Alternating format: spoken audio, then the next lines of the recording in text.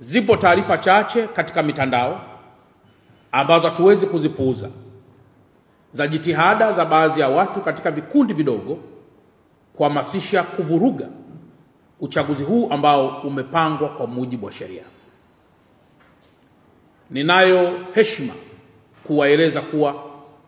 wala msiogope jambo lolote, kwa kuwa vyombo vya dola mnaoviona hapa nyuma yangu vimeapa kwa katiba kulinda usalama wa raia na kulinda usalama wa mali zao.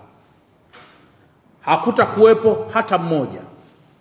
ambaye anaweza kumtishia Mtanzania yoyote anayejitokeza kwenda kupiga kura katika mkoa wetu wa Dar es Salaam na akaachwa akifanya hivyo. Vyombo vya dola havijajipanga kutisha watu, bali vimejipanga kuhakikisha wewe Mtanzania, wewe mwana Dar es Salaam, unakwenda kupiga kura vizuri, unakuwa salama na unaondoka kwenye kituo cha kupiga kura